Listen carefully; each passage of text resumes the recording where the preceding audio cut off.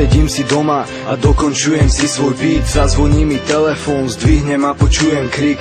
Volá mi kamarát, pýtam sa ho, čo sa deje. Prečo sa nikto z vás ani na chvíľu nezasmeje? Prejde pár minút, už dobre viem, že čo sa stalo. Opustil nás dobrý človek, ktorý mal rokov dosť málo. Nikomu nič nespravil, s nikým nebol za zle. Nikto by mu neprial, nech jeho duša zhasne.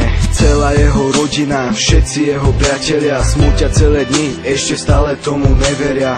Stala sa tragédia pre rodinu, pre známych. Čoro chlapec umrel, už je proste bezbranný. Zlí ľudia tu ostávajú a dobrí nás opustia. Nechápem, prečo to stále anjeli dopustia. Teraz sa s ním lúčia, aj keď im to srdce nedovolí. Hovorím ti za nás všetkých, odpočívaj tam v pokoji. Pendeva, so te quiera pendeva, te no son pa memera, muro te no gilo na svalo. Pendeva, so te quiera pendeva, son pa memera, muro terno jilo nazvalo. Povedz Bože, prečo je to tak? Prečo musí zomrieť mladý chalan? Celý život mal pred sebou a v hlave veľké sny. Chcel ich prežívať s rodinou a s kamarátmi.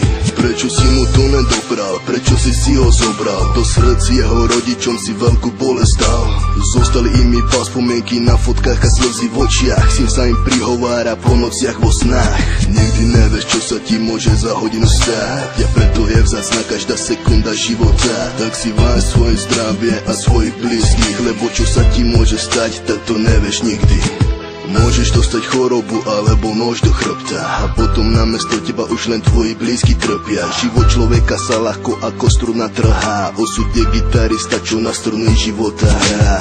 Pendeva, so te quiera pendeva, te no